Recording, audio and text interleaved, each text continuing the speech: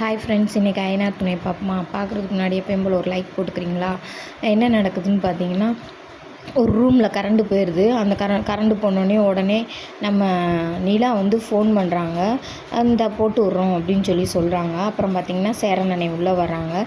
சேரன் உள்ளே வந்தோடனையும் ஃபோன் வந்து பாண்டி தானே அடிச்சிருப்பியான் பேசினேன் அப்படின்னு சொல்கிறாங்க. கடைசியில் பார்த்தா பாண்டி அடிக்கலை, நம்ம பையா அடிக்கிறாரு.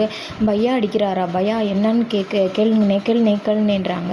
சரின்னு சொல்லி என்ன பையா அப்படின்னு சொல்லி, நான் இல்லைங்க பையா, நீங்கள் பேசையில் ஆள் பக்கத்தில் இருந்தாங்க, அதனால் என்னால் ஃபோனை எடுக்க முடியலை, இல்லைன்னா நான் ஃபோன் எடுத்து பேசியிருப்பேன்.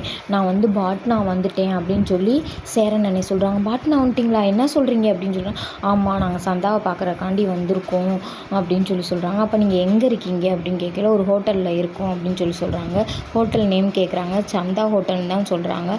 சொன்னோடனே சரி, நாளைக்கு காலையில் 10 மணிக்கு நான் வாரேன் அப்படின்னு சொல்கிறாங்க. சொல்லிவிட்டு இந்த ஃபோனை வச்சோன்னே திரும்ப ஃபோன் அடிக்குது. பாண்டி அடிக்கிறேன்டா சொல்ல, நான் பாண்டிகிட்ட பேசிட்டு வரேன்னு சொல்லிட்டு நம்ம சேரன் எந்திரிச்சு போயிட்டாங்க. அப்போ வந்து நிலாவும் சோழனும் இருக்காங்க. அப்போ இன்னொரு பெட்டு வேணுமா, நீங்கள் எங்கே படுப்பீங்க அப்படின்னு சோழனை கேட்குறாங்க. நிலா ஆமாம், எங்கே போனாலும் எனக்கு மட்டும் தனிமை மட்டும்தான் அப்படின்றாங்க. அப்புறம் வந்து ஃபோன் பண்ணி பெட்டு கேட்குறாங்க.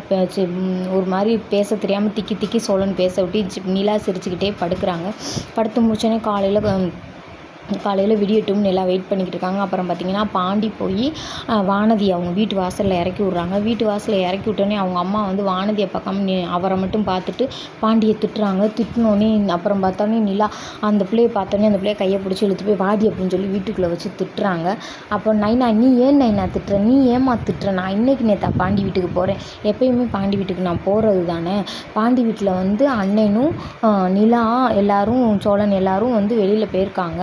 அப்போ யார் பார்த்துக்குவா என் குடும்பத்தை, என் புருஷனையும்? அதனால நான் போய் அங்கே போனேன் அப்படின்னு அக்கம் பக்கத்தில் இருக்கவங்களாம் எல்லோரும் கேள்வி கேட்குறாமாங்க. கொஞ்சமாவது பொறுமையாக இருமா, நான் கட்டி வைக்கிறேன் அப்படின்னு சொல்கிறாரு அவங்க அப்பா. சரி நைனா, அம்மா என்னம்மா குழம்பு வச்ச அப்படின்னு என்னம்மா சாப்பாடு செஞ்சேன்ட்டு உள்ளேருந்து தோசையும் கறி குழம்பு எடுத்துகிட்டு வந்து சாப்பிட்றாங்க. ஏன்டி உனக்கு அறிவே இருக்காதடி அவங்க அம்மா கேட்குறாங்க. போமா அப்படின்னு சொல்லிட்டு, ஏம்மா இந்த குழம்பு நீ வச்சா டேஸ்ட்டாக இருக்குல்லம்மா, நான் இன்றைக்கி பாண்டி வீட்டில் வச்சேம்மா, அந்த டேஸ்ட் வரவே இல்லைம்மா, ஏம்மா அப்படின்னு கேட்குறாங்க. கேட்டு முடிச்சோடனே பார்த்திங்கன்னா பையா வந்துடுறாரு ரூமுக்கு வந்துட்டு தேடுறாரு. அப்புறம் ஃபோன் பண்ணி நம்பரை கேட்குறாங்க. நம்பர் சொல்கிறாங்க. நம்பர் சொல்லனே ரூமுக்கு வந்துடுறாரு. பேசுகிறாரு. அண்ணே, நீங்கள் அங்கெல்லாம் வர வேணாம், இதோட இவ்வளோ தூரம் வந்துட்டீங்க, நீங்கள் பார்த்தது போதும், அப்படியே நீங்கள் வீட்டுக்கு போங்க அப்படின்னு சொல்கிறாரு பையா. இல்லை, நாங்கள் இவ்வளோ தூரம் வந்துட்டோம், கண்டிப்பாக வந்து சந்தாவை பார்க்காம நாங்கள் போக மாட்டோம் அப்படின்னு சொல்கிறாங்க. இல்லைண்ணே, நான் வந்து உங்களை கூட்டிகிட்டு போயிடுவேன், உங்களுக்கு ஏதாவது ஒன்று நடந்துச்சுன்னா என்னால் எதுவுமே செய்ய முடியாதுண்ணே அப்படின்னு சொல்கிறாங்க. இல்லை, எதா வந்தாலும் நாங்கள் ஃபேஸ் பண்ணுறோம், இவ்வளோ தூரம் வந்துட்டோம், அண்ணே வந்து சந்தாவை பார்க்காம வர முடியாது அப்படின்னு நிலா சொல்கிறாங்க.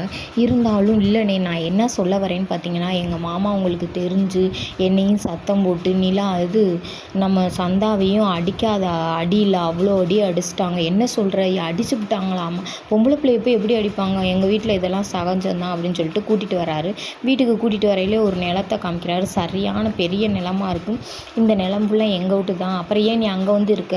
எங்களுக்கு வந்து விவசாயத்துக்கு தண்ணி இல்லாமல் நாங்கள் வந்து இங்கே இருக்கிறோம்னு வீட்டுக்கு கூட்டிகிட்டு வந்துட்டார். வீட்டுக்குள்ளே நுழையிறாங்க. அக்கம் பக்கம் உள்ளவங்களாம் சேர்ந்தே வராங்க. அதோட கதையை முடிக்கிறாங்க. அவங்க அப்பா கோவத்தோடு எந்திரிச்சு போகிறாரு. பிடிச்சிருந்தா லைக் போட்டுக்கோங்க.